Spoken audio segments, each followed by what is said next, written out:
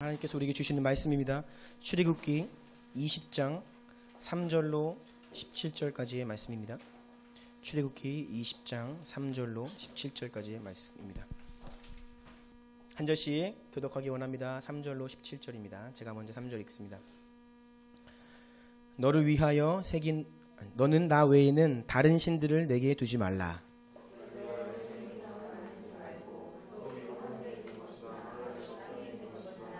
땅 아래 물속에 있는 것에 어떤 형상도 만들지 말며 그것들에게 절하지 말며 그것들을 섬기지 말라. 나 내 하나님 여호와는 질투하는 하나님인즉 나를 미워하는 자의 죄를 갚되 아버지로부터 아들에게로 3, 4대까지 이르게 하거니와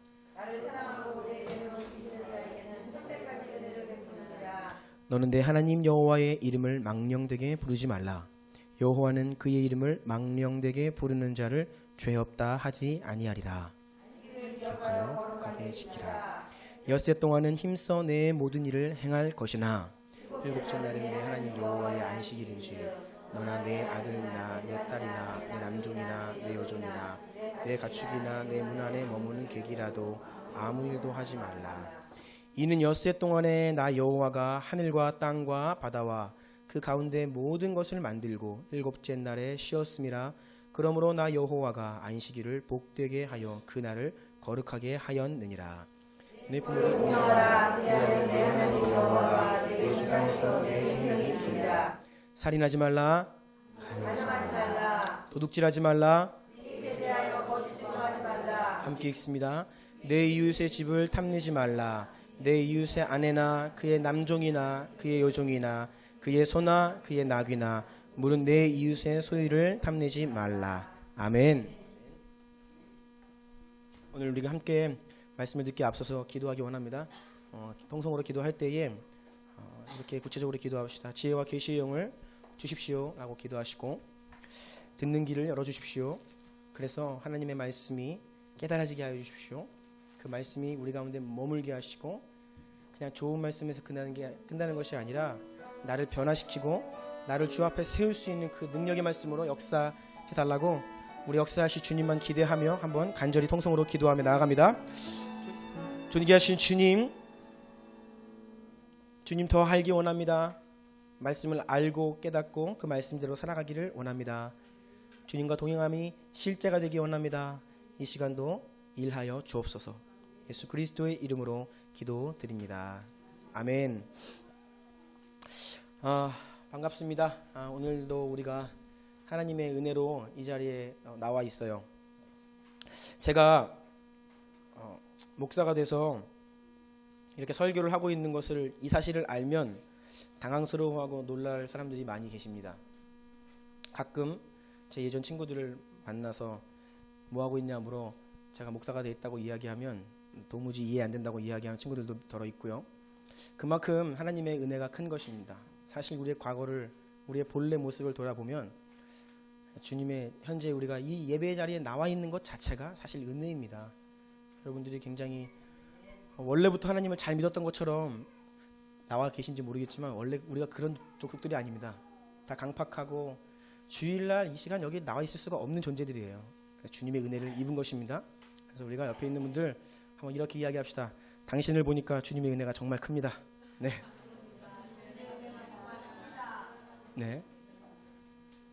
비하 발언이 아닙니다. 현실을 인정하자는 겁니다. 주님의 은혜가 정말 크기에 우리가 예배 자리에 나와 있습니다. 감사드리고 오늘 하나님께서 원하시는 성찬 어떻게 준비해야 하는가라는 제목으로 하나님 말씀을 나누기 원합니다. 교회 절기상으로 보면 오늘이 종려주일이에요. 종려주일. 종려나무는 야자나무를 이야기합니다. 예수님께서 십자가를 지시기 일주일 전에 예루살렘 성에 입성하시는데 그때 수많은 사람들이 종려가지고 나무를 흔들며 예수님을 맞이했어요. 그들은 제각기 자기가 꿈꾸고 바라던 메시아 그 환상이 있었습니다. 그런 마음으로 바람으로 예수님을 맞이한 것입니다. 예수님이 십자가 지실 것 상상 못했죠. 결국 그 마지막 한 주, 이번 주가 이제 고난 주간이잖아요. 예수님이 비장한 각오를 하시고 십자가 지실 준비를 하시고 결국 마침내 우리 주님은 그 마지막 날 밤에 이 땀방울이 핏방울이 될 정도까지 기도하셔야만 그 고난을 감당하실 수 있었습니다. 결코 우리의 죄값을 대신 지시고 십자가 형벌을 받으시는 것이 예수님께 굉장히 쉽지 않은 일이었다는 것이죠. 한 주간 내 죄를 짊어지시고 나를 대신해서 십자가에 오르신 그 예수님, 여러분 기억하시고 묵상하며 더 가까이 하는 한 주가 되기를 원합니다. 그래서 다음 주일은 부활주일입니다. 꼭 기억하시고요. 다음 주일 예배에는 성찬식을 저희가 가지려고 합니다. 작년 2014년 마지막 주일 예배 설교가 성찬에 대한 설교였습니다. 그래서 제가 카톡으로 여러분들께 그 작년 마지막 설교 링크를 보내드렸어요. 작년에 나눈 설교인데 성찬식에 대해서 오늘날 많이 왜곡되어 있고 여러분 우리가 제대로 알고 하지 않으면 이거 안 됩니다. 그래서 작년에 그 설교를 다시 한번 들으시고 못 들으신 분들 들으시고 오시라고 제가 링크를 다 보내드렸는데 저는 여러분들을 잘 알거든요. 네. 마음은 원이지만 육신이 약한 걸 제가 너무 잘 압니다. 그래서 혹시라도 잘 들으시고 오신 분들이 계시다면 죄송하지만 아마 제가 예상하건대 묻지 않겠습니다.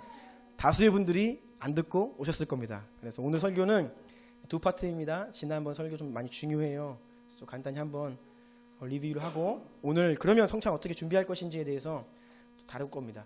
성찬에 대해서 앞으로 제가 성찬식 하기 한 주 전마다 한 번씩 계속해서 성찬에 대해서 이제 살펴볼 건데 오늘 그래서 내용이 좀 분량이 많습니다. 왜 갑자기 2장이냐 핸드아웃이 불평하시는 분들이 계실지 모르겠지만 그래서 오늘은 좀 신속하게 속도감 있게 진행해야 됩니다.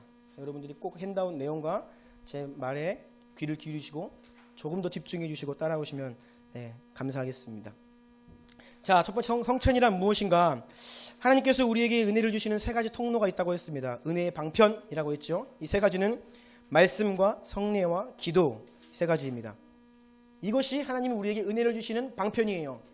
우리가 주께 은혜를 구한다면 이 세 가지를 통해 오는 것이기 때문에 이 세 가지를 해야 합니다. 더러 묻습니다. 그럼 찬양은 아닌가요? 저는 찬양도 은혜의 방편이라고 생각을 합니다. 왜냐하면 찬양이 우리가 하나님께 드리는 기도에 노래로 음을 입혀서 드리는 것이죠.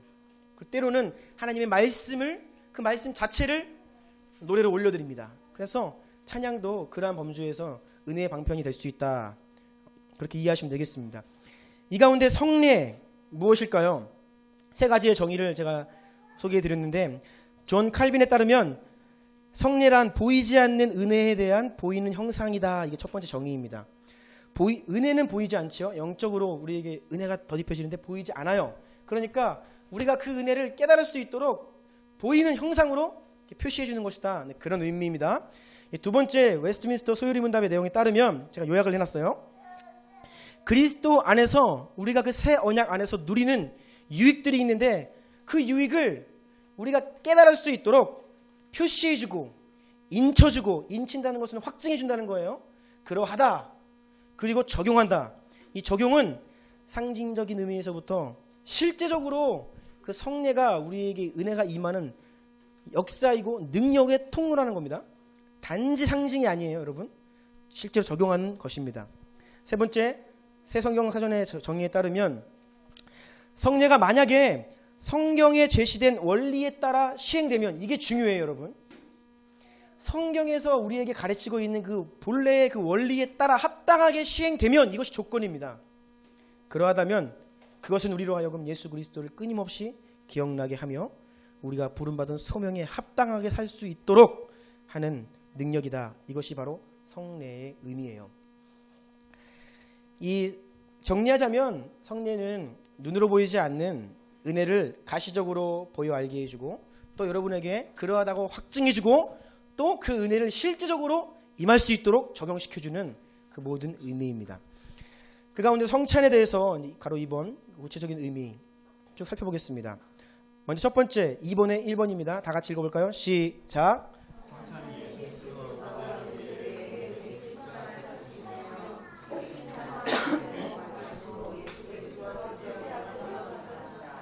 네, 성찬은 단순히 예수님의 살과 피를 상징하고 기념하는 것이 아닙니다. 나를 대신하여 찢기신 예수 그리스도의 살과 피를 먹고 마시는 거예요. 이것을 통해서 주님과 교제를 나누고 연합하는 것입니다. 이것이 바로 상징적인 의미와 기념으로부터 실제로 적용하는 의미까지 다 아우르는 거예요. 이것을 통해서 실제로 우리는 예수님을 먹고 마심으로 그분과 교제하고 연합하는 수단이 바로 성찬입니다. 동그라미 2번 읽겠습니다. 시작.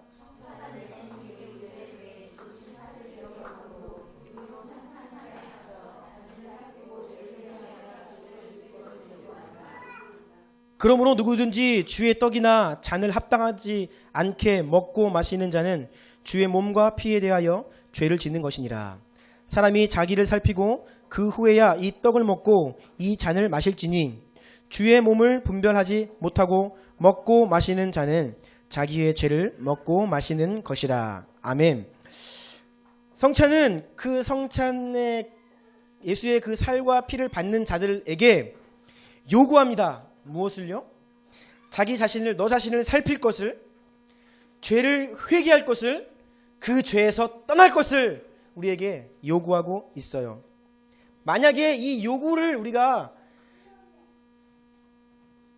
모른 채 성찬을 받으면 도리어 은혜의 통로가 아니라 죄를 짓는 통로가 됩니다. 그걸 꼭 기억하셔야 됩니다. 성찬은 우리에게 회개와 거룩을 요구해요. 그래서 성찬을 받을 때에 실제로 우리가 회개와 거룩한 삶을 살게 되고요. 그러함으로 성찬을 받게 될 그게 능력인 것입니다. 알겠죠? 세 번째입니다. 제가 읽어드릴게요. 성찬은 그리스도가 교회의 머리이시고 우리는 그 몸된 교회의 지체임을 알고 서로가 성령 안에서 교제하며 사랑으로 하나 되는 것이다. 우리가 다 하나라는 겁니다. 우리가 모두 함께 예수님의 몸이라는 거예요. 따라서 여러분, 분열하면 안 됩니다. 교회는 개인주의 안 됩니다. 성경에 나타나는 육체의 일, 이거 개인주의로 바꾸면 딱 맞다 말씀드렸습니다. 이 분열과 개인주의는 안 돼요. 더러 우리 가운데 그런 연약함이 있다 할지라도 이 성찬을 계기로 용서하고 화해하고 하나 되어야 하는 거예요. 같이 슬퍼하고 같이 울고 같이 기뻐하고, 누가 실수하면 공동 책임입니다. 누군가 잘 되면 우리 모두의 기쁨이에요. 이것이 공동체입니다. 만약에 교회 안에 개인주의와 분열이 있다면 정말 가슴 아픈 일인데 이것만큼 자기 모습은 없어요.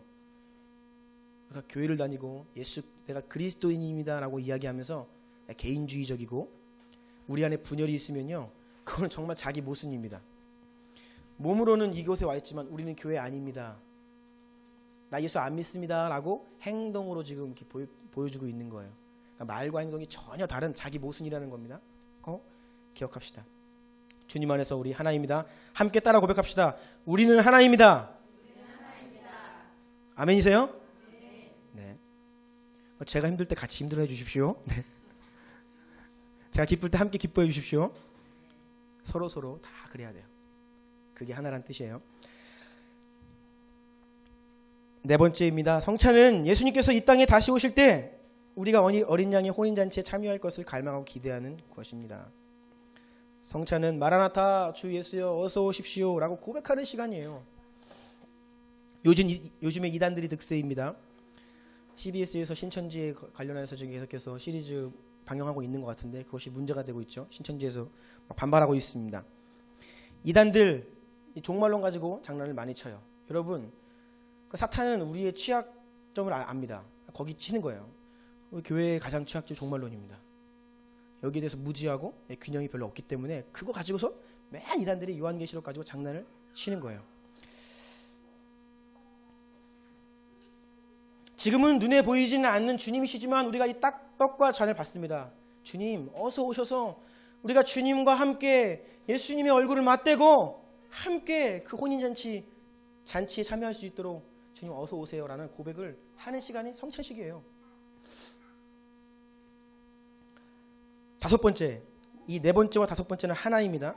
성찬은 예수님께서 이 땅에 다시 오실 때까지 땅끝까지 복음을 전하는 선교적 사명을 결단하는 시간입니다. 너희가 이 떡을 먹으며 이 잔을 마실 때마다 주의 죽으심을 그가 오실 때까지 전하는 것이라. 성찬을 함은 곧 예수님을 전하는 것입니다. 세상의 끝은 교회가 선교적인 과업을 완성해야만 예수 그리스도께서 다시 오셔요. 우리 주나님께 성도들은 이제 이 사실을 다 아시죠? 네. 우리가 입술로 마라나타 고백한다면 우리가 행동으로는 선교하는 겁니다. 누군가가 열심히 선교한다면 그것은 곧 주님 어서 오세요 라고 고백하고 있는 거예요. 이 종말론과 선교가 하나입니다. 이게 무언가가 한쪽이 없이 그냥 단독으로 존재하면요 이상해지고, 선교가 빠져버린 종말론, 이상한 신비주의, 시한부 종말론 됩니다. 오늘날 말세에 대해서 특별히 관심 있는 그룹들이 많이 있습니다. 그런데 제가 주의를 드렸고 경고를 많이 드렸습니다. 인터넷상에서 지금 있고 있는 주님 오심에 대해서 막 갈망하는 그룹들이 있는데 가장 위험한 것 중에 하나가 그들에게 선교가 없어요. 그러니 맨 뭘 하지 마라, 뭐 피해라, 뭐 받으면 죽는다 이렇게 가는 겁니다. 그러면 여러분 반드시 곁길로 가게 됩니다. 주님 오심을 사모하잖아요. 그러면 땅끝까지 주님 이름 전하겠습니다. 이런 실천적인 열매로 나와야 되는 거예요. 그러할 때에 비로소 교회는 건강한 종말론을 가지게 됩니다. 6번째입니다. 같이 읽어볼까요? 시작.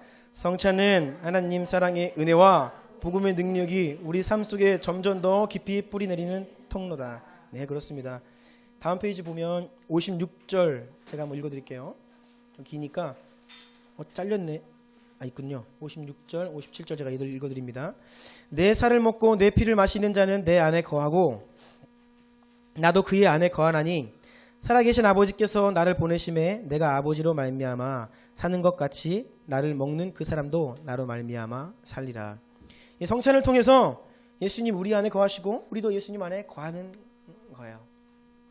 그래서 주님 안에 거함, 주님과의 동행이 더 깊이 우리 삶 가운데 뿌리내리게 하는 그 통로가 바로 성찬이다 라는 것입니다. 이러한 성찬, 성경은 합당하게 이런 의미를 바로 알고 이 성경의 원칙을 잘 준수함으로 성찬을 받고 거행하면 우리에게 큰 축복을 약속합니다. 하지만 반대로 분별 없이 형식적으로 경솔하게 참여하면 그 사람에게 준엄한 경고를 하고 있습니다. 준엄한 징계가 있다고 말씀하세요. 오늘날의 이 성찬에 대해서 준엄한 징계에 대한 경고가 많이 사라져 있어요. 그 첫 번째 케이스가 가룟 유다라고 했죠. 가룟 유다가 주님께서 처음 시행하신 성찬을 양심을 속이고 받았습니다. 그 인생의 최후를 아시고, 고린도전서에도 11장 30절 보면요, 너희 중에 이렇게 성찬을 함부로 함으로 인하여서 병든 자, 약한 자, 심지어 죽은 자가 적지 않다라고 했습니다. 성찬 잘못해서 고린도 교회 많은 자가 병들고 약하고 심지어 죽음을 당했습니다. 무서운 사실이죠.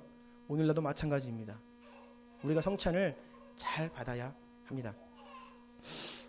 성찬은 그래서 축복의 통로가 될 수 있지만 잘못하면 죄를 짓게 되는 그런 계기가 돼요. 따라서 우리가 주님 앞에 더 합당하게 참된 성화를 이루고 회개와 거룩한 삶을 또 이루는 그 성찬을 가져야겠습니다. 여기까지가 이제 지난 설교의 내용이었죠. 자, 오늘 그러면 어떻게 성찬을 준비할 수 있겠는가? 다음 주에 성찬식을 거행하는데 한 주 동안 여러분이 제가 여기 말씀을 다 인용하느라 두 장이나 됐어요. 오늘 이것을 다 일일이 살펴보진 못하지만 여러분들이 돌아가셔서는요, 이 내용들을 말씀을 일일이 한 주 동안 가까이 하시면서 여러분 자신을 살피셔야 됩니다. 10계명을 거울 삼아 우리 자신을 돌아보며 회개할 수 있도록 오늘은 10계명의 내용을 간단히 살펴볼 거예요. 물론 이 10계명은요, 한 가지 계명을 가지고만 하루 한 번 설교해도 부족합니다. 그런데 이 10가지를 지금 하는 거예요. 그러니까 제가 간단하게 의미만 언급하면서 넘어갈 텐데, 이 문자적인 의미에 너무 저희 치우치면 우리가 별로 돌아볼 게 없어요. 우상이 어디 있어요, 우리 오늘날에. 금송아지 우상이 어디 있냐고요, 지금. 그러니까 맨 10계명이 그냥 나랑은 다른 이야기가 되는데, 그 이면에 우리가 더 적용적인 의미에서 더 깊은 의미를 조금 다룰 겁니다. 자, 1계명 다 같이 읽어볼까요? 시작.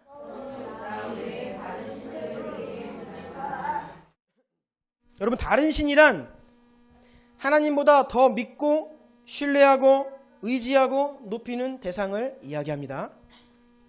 예를 들면 돈, 자녀 또는 누군가 다른 사람 내가 의지하고 내가 그 라인 타는 그 사람 있잖아요. 또는 자기 조건, 배경 이런 게 오늘날 다른 신이에요. 잘 모르겠으면요, 여러분이 유난히 힘들어하는 영역이 있습니까? 삶에? 내가 유난히 열등감을 느끼고 내가 유난히 자신감이 없고 나를 실족하게 하고 좌절하게 하는 그 영역이 있습니까? 그러면요, 그 영역 내가 원하는 수준에 아직 못 미치고 있어서 힘든 거거든요. 만약에 내가 원하는 수준으로 그게 충족되잖아요. 그러면 그때부터 그게 우상이 됩니다. 그러니까 반대로 잘 모르겠다고 하면 내가 지금 무엇 때문에 가장 힘든가 그 부분을 한번 생각해 보십시오. 그러면 영적으로 그것이 다른 신일 가능성이 많이 있습니다. 이사야 말씀과 예레미야 말씀이 있는데 이 말씀들은 결국 다 그것들 헛되다라는 말씀이에요.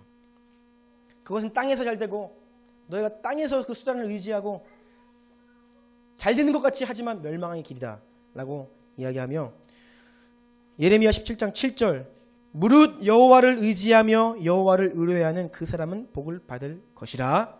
아멘이죠. 오직 여호와를 의지하라 라고 말씀하십니다. 이것이 1계명의 의미입니다. 두 번째입니다. 2계명 같이 읽습니다. 시작.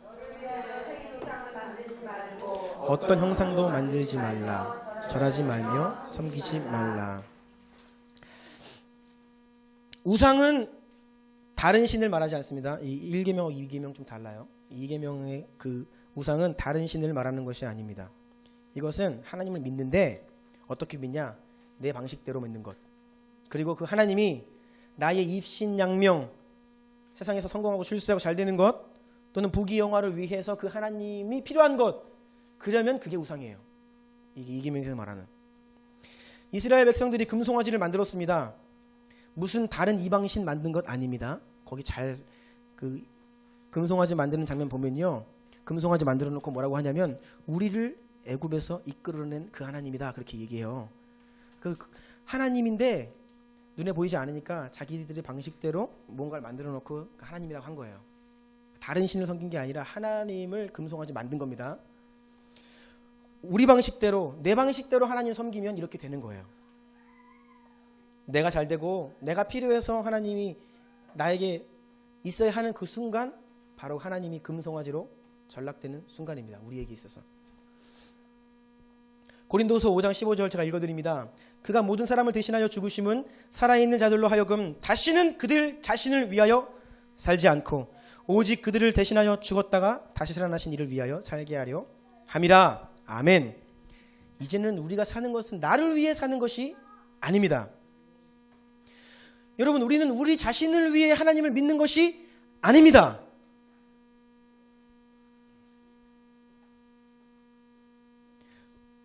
내가 내 게 아니에요. 하나님이 너는 내 것이다 말씀하셨잖아요. 그러니까 여러분 게 아니라고요. 하나님 거라고요. 그런데 우리는 나는 내 거라고 생각합니다. 그래서 우리가 신앙생활할 때 더러 열심히 있고 하나님을 잘 섬긴다고 하면서도 우리 이면 마음 가운데 어떤 경향이 있냐면 내 건강, 내 재물, 내 인생 가지고 하나님께 헌신하며 주님 섬긴다고 착각을 하는 거예요. 내 거 가지고 하나님 섬긴다. 그러니까 내 공로가 되는 겁니다. 그래서 교만이 되고 교회 안에서도 그래서 분란이 많이 일어나요. 내 거거든요. 여러분, 내 거 가지고 하나님 섬기는 거 아닙니다. 그 본래 다 하나님 거예요. 우리의 것은 아무것도 없습니다. 우리가 우리의 전부를 다 드린다 할지라도 우리는 이렇게 고백해야 돼요. 누가복음 17장 10절 같이 읽습니다. 시작. 이와 같이 너희도 명령받은 것을 다 행한 후에 이르기를 우리는 무익한 종이라 우리가 해야 할 일을 한 것뿐이라 할지니라. 모든 것이 주님께로부터 왔습니다. 그래서 이 모든 것 주님께 드림이 마땅합니다. 그저 드릴 것을 드린 것뿐입니다 라고 고백하는 우리가 되어야 합니다. 주님을 위해 신앙생활을 하는 것이죠. 나를 위한 것이 아닙니다. 나 자신을 위한 하나님, 그러면 그것이 우상이 되는 순간이다. 3계명입니다. 함께 읽습니다. 3계명 시작.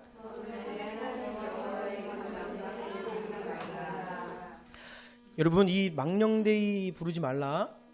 물론 이거는 직접적으로 하나님의 이름을 저주하거나 그렇게 하는 것까지 포함해서 더 나아가서는요, 하나님의 이름을 우리가 본의 아니게 우리의 습관 가운데, 생활 패턴 가운데 그 이름을 망령되게 하는 패턴이 많이 있어요. 그것을 잠시 소개시켜드릴게요. 우리가 가장 잘못하는 것 중에 하나가 무엇이냐면 내가 잘못해놓고선 하나님 탓하는 겁니다. 하나님 저에게 왜 이러십니까? 하나님 원망할 때 가만 보면 사실 우리는 내가 뿌린 인생의 씨앗을 걷고 있거든요. 사실 그거 내가 뿌린 겁니다. 내 잘못의 열매를 거두고 있어요. 그런데 하나님 왜 그러세요? 라고 이야기하면서 마치 그 선하신 하나님의 그 이름을 하나님은 선하지 아니하신 분처럼 이렇게 여길 때가 있어요. 저 이런 것이 바로 하나님의 이름을 망령되이 여긴다라는 우리의 모습이라고 생각을 하고요. 또 한 가지는 하나님의 이름으로 자기를 합리화 매우 잘 시킵니다. 하나님의 뜻이라고 하면서 합리화를 잘 시켜요. 이걸 잘 설명하기가 쉽지 않은데요. 하나님의 뜻이 있습니다, 여러분. 근데 그 하나님의 뜻이 있다고 해서 그 뜻을 행하고 그 뜻을 이루어가는 모든 과정이 정당화되는 것이 아니에요. 이것을 우리가 잘 생각해야 됩니다. 저를 예를 들게요. 자, 예를 들려고 그러니까 이거 사람이 케이스가 되면 안 돼요. 제가 저를 바로 또 삼겠습니다. 저를 예를 들면 제가 신대원 졸업반 때 갑작스럽게 이 교회 개척에 대한 부르심을 받았어요. 저는 100% 확신했습니다. 하나님 나 부르셨다고. 그 마지막 졸업학기 시작될 때 부르심 받았어요. 너무 갑작스럽죠? 하지만 제 안에 확신이 있었어요. 하나님의 뜻이다. 자, 그러면 하나님의 뜻이 맞다고 칩시다. 그러면 그 이후로 이제 내가 그 일을 진행하는 모든 것이 정당화되느냐? 절대 그것이 아니라는 거예요. 자, 예를 들면 제가 섬기던 교회가 있죠. 네? 교회에는 이 담임 목사님이 그 목회를 그 다음 연도를 계획하시고 하는 그런 목회 계획이 있습니다. 교회가 해나가는 것이 있어요. 근데 갑자기 제가 개척이 부르심 받았고 이게 하나님 뜻이라고 해서 교회에게 이거 하나님 뜻이니까 나 나갈래요? 이렇게 하면 안 된다는 거예요. 근데 오늘날 이렇게 하는 사람들이 있어요. 하나님 뜻이라고. 하나님의 뜻이 맞지만 마땅히 그 과정 가운데서 제가 치루어야 할 인내와 제가 받아야 될 또 비난도 있을 수 있어요. 감사하게도 저는 인격적인 교회와 목사님 만나서 제가 말씀드렸더니 목사님이 들어보시고 하나님이 그 뜻이라면 제가 막을 수 없지요 라고 하시면서 축복해 주셨어요. 감사한 것이죠. 또 제가 이렇게 부르심 받았다고 해서 하나님의 뜻이라고 하면서 제 가족들에게 이것을 강요할 수 없는 겁니다. 하나님의 뜻이야 그냥 해야 돼 라고 할 수 없어요. 그 뜻을 아내와 가족들에게 이해시키고 그들도 이것을 함께 갈 수 있도록 제가 그 기도하고 설득하고 이 과정들을 거쳐야 됩니다. 그런데 저 같은 사역자들이 이거 실수 제일 많이 합니다. 하나님의 뜻이니까 다 그냥 따라와. 희생시키는 거죠. 여러분 아닙니다. 그게 바로 하나님의 이름을 망령되이 일컫는 게 될 수 있습니다.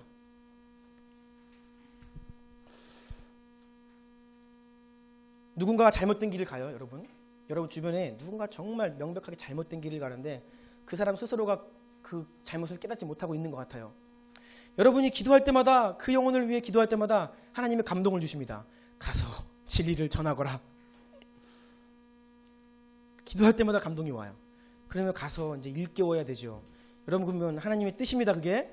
그런데 그렇다고 해서 그 모든 과정이 정당화되는 것이 아닙니다. 그 영혼이 실족하지 않도록 지혜를 구하고 조심스럽게 사랑을 따라 잘 권면하고 결국 그 영혼이 돌이킬 수 있도록 도와주는 것이지, 나 나름대로 응답받고 가가지고 하나님이 말하라고 감동 주셨다고 너 그러면 큰일 난다고 그러면서 막, 그래서 그 영혼이 만약에 실족하게 되면 그 하나님 그 탓이 아닌 거예요. 내 잘못이에요. 근데 우리는 하나님의 뜻대로나 했는데, 그러니까 극단적인 일을 말하는 겁니다. 그래서 우리가 이 과정을 항상 잘 지혜롭게 겸손하게 순종하며 그 과정까지도 하는 게 참 중요합니다. 그래서 저 같은 이 사역자, 목사, 설교자가 이 실수를 가장 많이 합니다. 제가 예를 들어서요, 하나님의 뜻이라고 생각하면서 말씀을 전하는데요, 누군가가 제 설교를 듣고 실족하잖아요? 그럼 그거 제 책임입니다. 네, 제 책임이에요. 제가 한 말 자체는 뭐 진리라고 할지라도 제가 사랑 없이 배려 없이 그 말을 하기 때문에 그건 제 책임이에요. 근데 오늘날 그 하나님의 뜻이라고 무마하면서 정당화시키는 경우가 많이 있어요. 목사가 하나님의 뜻을 받습니다. 예를 들어서 교회를 향한 하나님의 인도하심을 받아요. 감동을 받아요. 그러면 이거 하나님의 뜻이니까 다 따라오십시오. 잘못된 겁니다. 그래서 오늘 오후에 뭐 한다고요? 저희 선교 방향성과 정책의 변화에 대해서 비전 공유회를 제가 하는 겁니다. 제가 받은 마음이 있고 하나님이 감동하셔서 이끄시는데 새로운 길로 제가 받았다고 그냥 할 수는 없어요. 여러분들께 소개하고 양해를 구하고 또 함께 한 마음으로 이런 과정들이 꼭 필요하다는 것입니다. 그렇게 하지 않으면 하나님의 이름을 빙자하여 내 뜻을 이루고 내 영광을 이루는 도구가 될 수 있습니다. 그래서 그 여호와의 이름을 망령되이 일컫지 말라라고 하는 건 꼭 이런 측면에서 우리 자신을 한번 살펴보기를 원하고요. 더 나아가서 하나님께서 받으셔야 될 영광을 하나님께 돌리지 않는 것도 하나님의 이름을 망령되이 일컫는 것입니다. 우리는 하나님의 영광보다 자기 영광 더 좋아합니다. 솔직히 우리는 그렇습니다. 기본적으로 세팅이 이렇게 돼 있어요. 하나님 영광 받고 나 그냥 밟아 엎드러지는 거 좋아요? 내 영광 굉장히 우리는 중요시 여긴다고요. 그런데 하나님이 받으셔야 될 것을 내가 영광 받는 것, 그것도 하나님의 영광 가로채는 것이고 그 이름을 망령되이 일컫는 겁니다. 밑에 있는 말씀 다음 페이지 한번 볼까요? 요한복음 12장 43절 그들은 사람의 영광을 하나님의 영광보다 더 사랑한다. 그래서 예수님께서 니들이 서로 영광을 구하니까 나를 믿지 못한다 라고 말씀하셨어요. 우리는 모든 일에 주님께 영광, 이거 습관이 되어야 합니다. 함께 고백합시다. 주님께 영광, 주님께 영광, 주님이 하셨습니다. 네, 이것이 굉장히 중요해요. 이거 하지 않으면 내가 영광 취하고 내가 한 것처럼 할 때가 있기 때문입니다. 자, 4계명 갑니다. 4계명 읽습니다. 시작. 물론 이 안식일과 오늘날의 주일은 제가 이전에도 한번 설교를 한 적이 있죠.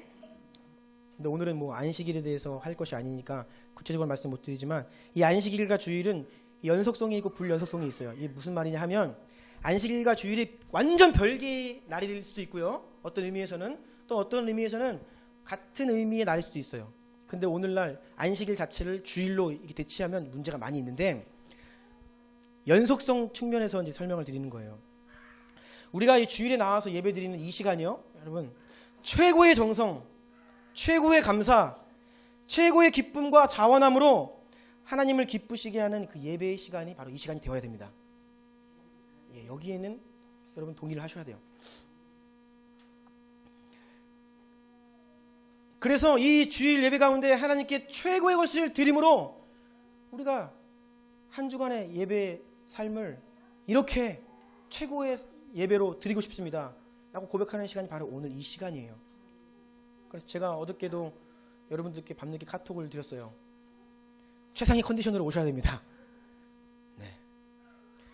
물론 제가 어저께 가정 행사가 있었습니다. 저 지방에 왕복 6시간 넘게 운전을 하고 갔다 와서 저녁에 돌아와서 밤늦은 시간까지 이제 주일을 준비하면서 그래 우리 성도님들도 매일매일 야근하면서 힘들고 지치니 주일날 피곤하지. 제가 이해합니다. 하지만 여러분 할 수 있는 만큼 최상의 컨디션으로 이 자리에 나오셔야 됩니다. 주일 저녁 시간을 굉장히 잘 보내시고 나오셔야 돼요. 그래야 여러분이 좋은 컨디션으로 주님께 예배드리고 또 주님께서 하시는 말씀을 들을 수 있는 것입니다.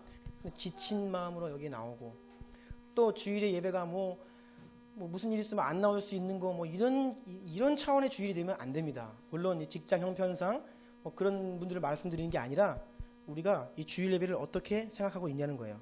그래서 모든 정성, 모든 최고의 것을 이 시간 여러분 하나님께서 쏟아부으시고 주님을 갈망하시기를 축복합니다. 네, 이것이 바로 4계명의 의미가 될 수 있어요.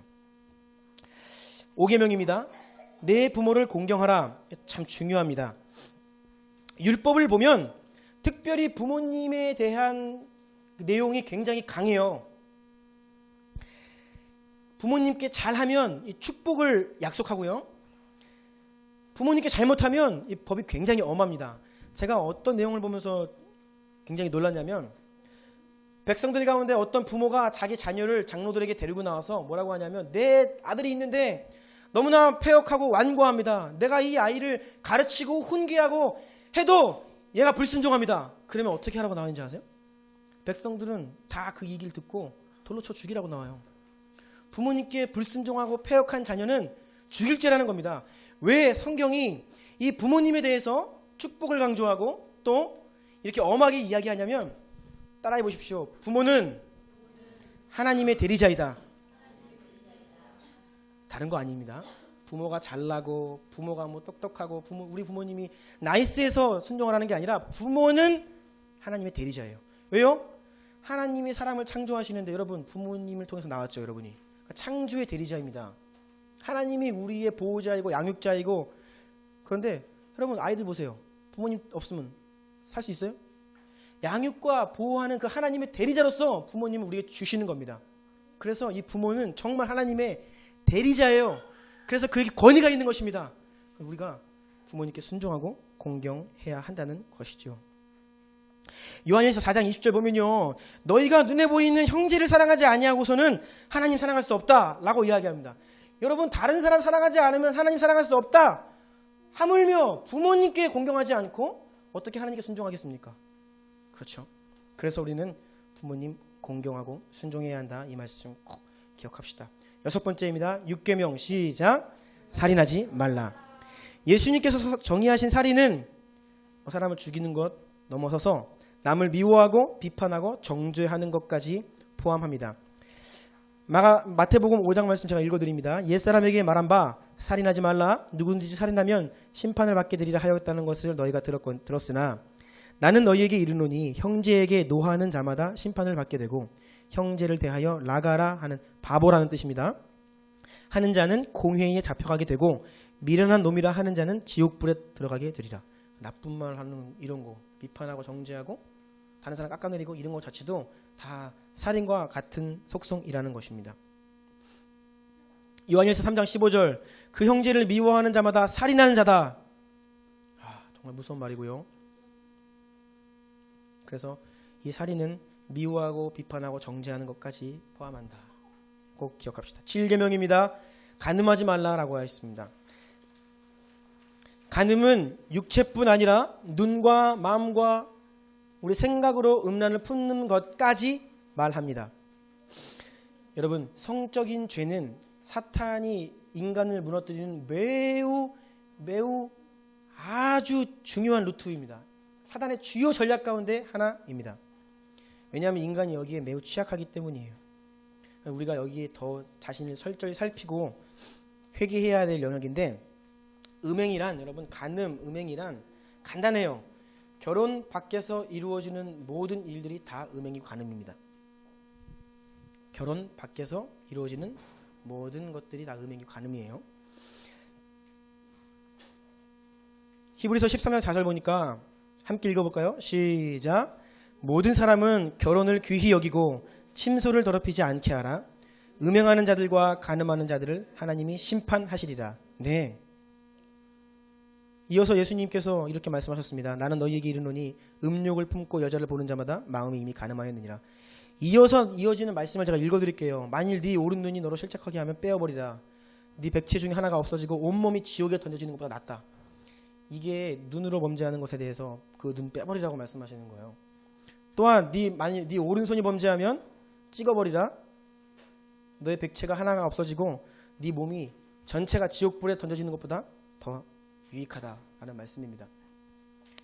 이 끊어버리라는 원칙입니다. 우리 마음과 생각과 눈 이게 음란한 것을 생각하고 빠질 수 있는데 그것이 있다면 끊어버리라는 거예요. 오늘날에 그리스도인 남성 가운데 약 70%, 특별히 20, 30대의 그리스도인 남성들은 90%가 음란물을 시청한다는 통계가 있습니다.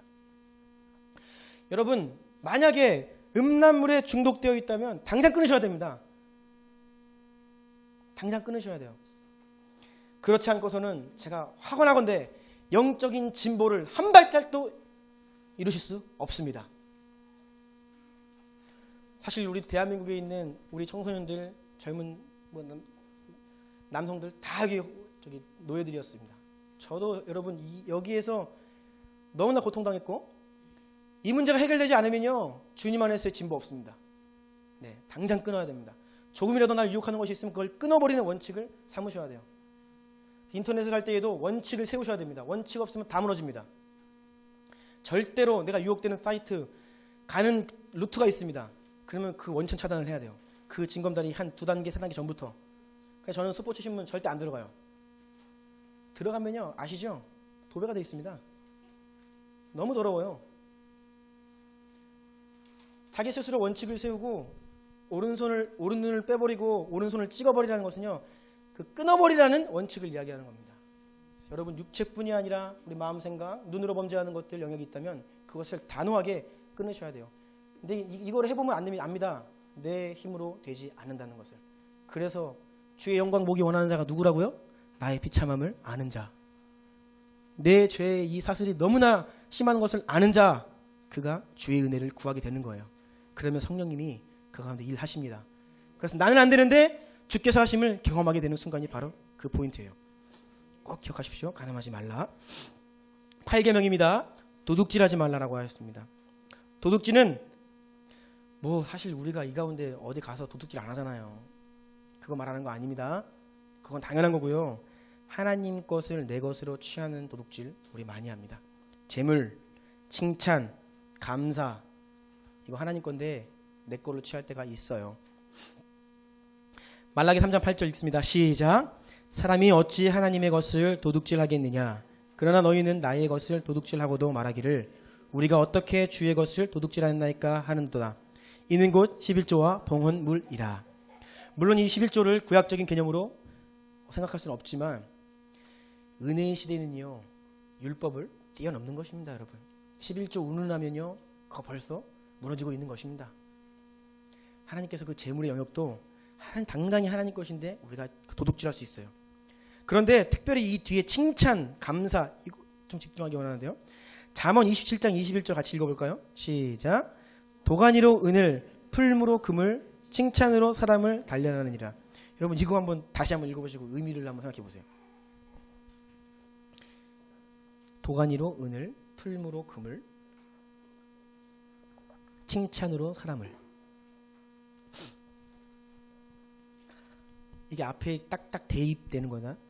도가니와 풀무와 칭찬이 한 패키지고요, 은과 금과 사람이 한 패키지예요. 여러분, 금과 은을 단련하기 위해서 도가니, 풀무 뜨겁게 아주 막 고통스럽죠. 여러분, 칭찬 좋은 것인지 아시죠? 칭찬은 고래도 춤추게 한다. 좋지요. 칭찬이 사람을 병들게 하는 것입니다. 이게 바로 그런 의미예요. 칭찬으로 하나님께 사람을 연단하신다는 겁니다. 칭찬받을 때 우리가요, 잘못하면요, 도둑질합니다. 제가 이거 많이 했습니다. 제가 완벽하게 이중생활을 하고 있을 때 교회에서 어른들이 저를 칭찬을 많이 해주셨어요. 저 되게 잘난 사람인 줄 알았습니다. 교회 집사님들이 막 칭찬해주고 목사님이 칭찬해주고 제가 완전 가면 쓰고 이중생활을 완벽하게 했거든요. 그래서 저는 정말 제가 잘난 사람인 줄 알았습니다. 왕창 깨졌죠. 네. 정말입니다. 전 정말 제가 잘나가지고 칭찬 오는 줄 알았어요. 얼마나 교만한지 몰라요. 마땅히 그래 내가 받을 거 받고 있어. 근데 아닙니다, 여러분. 그 칭찬 잘못 받으면요, 교만에 선봉됩니다. 그래서 우리가 칭찬받을 때 조심해야 됩니다. 내게 아닌 거예요. 이건 하나님이 받으셔야 될 거예요. 주님께 영광. 우리가 누군가를 칭찬할 때에도 좀 이제 지혜로울 필요가 있습니다. 오, 되게 잘한다라고 하지 말고 하나님께서 어쩜 이렇게 좋은 재능을 주셨을까라고 이렇게 얘기하는 거예요. 주어가 하나님 되면요, 좋은 말이고 칭찬이지만 그 공을 하나님께 드리는 것이죠. 그렇죠? 성격이 왜 이렇게 좋아요가 아니라 하나님 어떻게 이렇게 좋은 성격 주셨나요? 하나님 정말 감사하네요. 그 사소한 부분부터 우리가 감사의 공을, 칭찬을 하나님께 올려드리면 참 좋을 것 같습니다. 우리가 의외로 칭찬과 감사, 도둑질 많이 하고 있다는 것을 기억합시다. 자, 이제 거의 가고 있습니다. 9계명입니다. 거짓 증언하지 말라. 이것은요, 내 이익과 변호하기 위해서 거짓말하는 것 말합니다. 물론 습관적으로 명백하게 거짓말하는 사람도 있지만 그것을 다 포함해서 우리가 교묘하게 나도 모르게 거짓 증언 많이 합니다. 조금 보태거나 조금 빼는 것도 거짓 증언입니다. 뉘앙스를 조금 과장하거나 바꾸는 것도 마찬가지입니다. 사람의 말은 항상 거기에 메시지가 담겨 있거든요. 문자적인 의미를 뛰어넘어서 메시지가 담겨 있어요. 그런데 똑같은 말을 해도 뉘앙스나 감정을 다르게 하면 완전 다른 메시지가 되는 것 아시죠? 우리가 누군가의 말을 옮길 때에 이 뉘앙스 조금 조작하면서 나에게 유리한 쪽으로 이끕니다. 나 변호할 때에는 조금 부풀리고 또 어느 건 좀 축소시키고 좀 과장할 때 있고 다른 사람의 부당함을 누군가에게 호소할 때에는 그 사람이 한 말 더 부풀립니다. 조금씩. 그리고 내 잘못 감추고 싶을 때에는 축소시키죠. 때로는 말을 전할 때에 다 안전해요. 편집을 합니다. 악마의 편집을 해요. 네. 여러분 이 악마의 편집이 굉장한 힘이 있는 거 아시죠? 우리 광우병 사태 때 다 저기 겪어봤잖아요. 그 법원에서 판결했어요. 그 내용들은 다 맞는 말이라고요. 근데 편집을 그렇게 하면 나 오늘 미국산 소고기 먹으면 광우병 걸리네 이렇게 그 메시지가 온다고요. 저도 그때 막 미국산 쇠고기 막 엄청 흥분했었어요. 정말 딱 보니까 나 먹으면 죽겠구나 싶더라고요. 이게 편집을 잘해야 됩니다, 여러분. 우리가 말 전달할 때 편집 잘못합니다. 풀 스토리 배경 설명 안 하고요. 딱 컨텍스트 맥락 없이 저거 빼가지고 딱 나의 유리한 거 전하죠. 제가 오늘 설교도요. 누군가가 악의적인 마음을 가지고 제 설교를 요것 한 10마디 딱 발췌하면 저 바로 이단됩니다. 정말이에요. 오늘날에 막 그 불의한 이단 시비들이 다 이렇게 나옵니다. 앞뒤 문맥 안 보고 그냥 딱 한 문장 가져와서 이단 시비 걸리고 막 그래요. 거짓말한 거 아니거든요. 근데 그 편집이 메시지를 그렇게 변화시킨다는 겁니다. 여러분 우리가 이것을 조심해야 됩니다. 말 옮길 때 조심해야 되고 정직하게 해야 됩니다.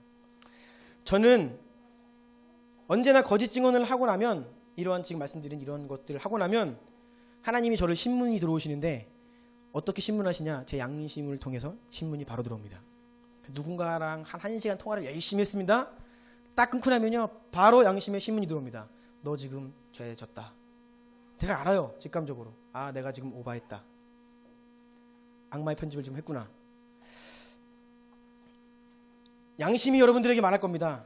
하나님께서 우리에게 말씀하실 때의 가장 기본적인 수준, 그 가장 기본적인 원리가 모든 사람 마음 가운데 심어주신 양심을 통해 말씀하시거든요. 그래서 여러분 누군가에게 열심히 수다를 떠셨다면 그 이면에 나의 양심을 가만히 돌아보십시오. 말로 실수한 거 없나? 아마 그 양심이 말할 거예요. 그러면 여러분 바로 회개하셔야 됩니다. 돌이켜야 돼요.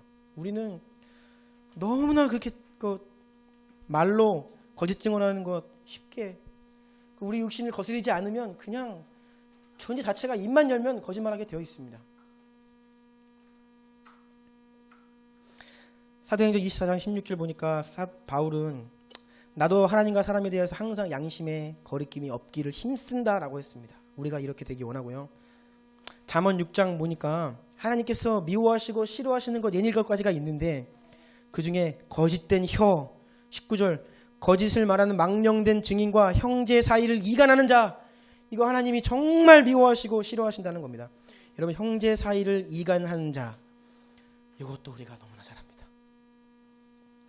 이간하겠다고 맘먹고 하는 게 아니에요. 그냥 자연스럽게 그렇게 된다는 것입니다.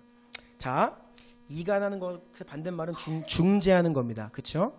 둘 사이가 있는데 잘 지낼 수 있게 중재하는 게 있고 둘 사이를 멀어지게 하는 이간이 있어요.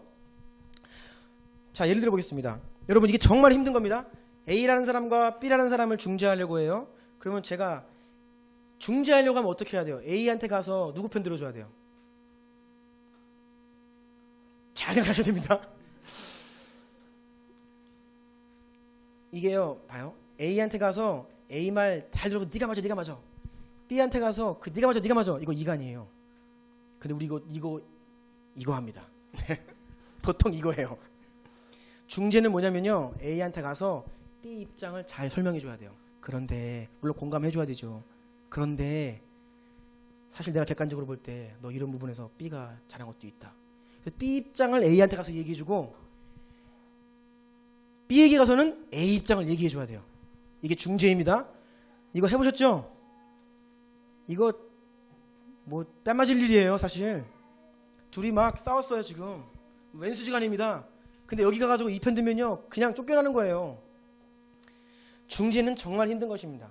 저는 중재 능력이 없어요. 그래서 저는 중재를 안 합니다. 이것이 바로 이간하는 자일 수 있습니다. 내 한마디가 과연 이 둘 사이를 더 좋게 화목하는 쪽으로 이끌고 있나, 아니면 더 멀어지게 하고 있나. 이것이 바로 9계명 내용입니다. 자, 마지막 10계명 다 왔습니다. 함께 읽습니다. 시작.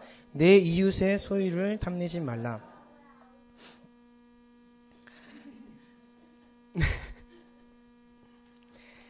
다른 사람의 사명, 다른 사람의 직장, 다른 집의 부모, 다른 사람의 자식, 뭐 그런 다른 사람의 조건들 비교하면서 부러워하지 말라는 겁니다.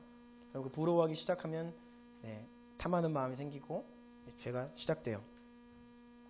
오직 각 사람이 시험받는 것은 자기 욕심에 끌려 미혹됨이니 욕심이 잉태한즉 죄를 낳고 죄가 장성한즉 사망을 낳느니라. 그리고 에베소서 말씀은요, 다른 사람의 것을 탐하는 자는 우상 숭배자라고 우리에게 말합니다. 그래서 여러분 꼭 자족하는 마음을 가지고 남과 비교하지 마십시오. 금그릇이 있고 은그릇이 있고 나무그릇이 있고 질그릇이 있습니다. 비교하지 마십시오. 부르심이 틀린 것입니다. 알겠죠?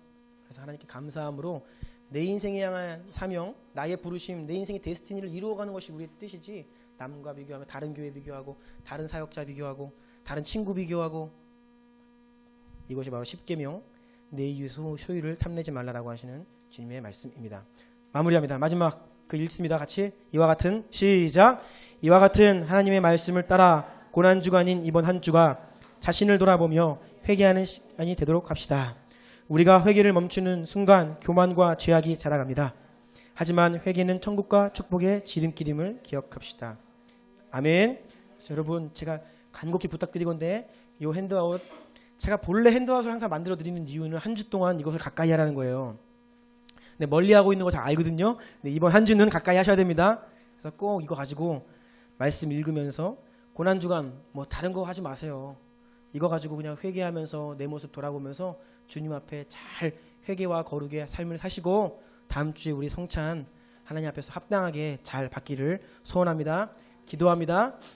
오늘 들은 말씀 기억하시면서 하나님께서 원하시는 상찬 우리가 잘 준비하고, 이 성찬이 그저 성찬 뜻만이 아니라 이것이 우리의 삶을 향한 하나님의 뜻입니다. 거룩과 회개의 열매를 맺으며 주님 말씀을 거울 삼아 내 모습을 비추어보고, 존재적으로 나는 죄인이다, 나는 그냥 세팅되어 있는 그 자체가 죄를 짓기에 쉬운 인간이다 고백하며 매일매일 나를 부인하고 말씀을 기준 삼아 주의 뜻을 따라가며 행하며 예수님을 닮아가는 우리 되기 원합니다. 함께 한번 기도하겠습니다. 기도하십니다.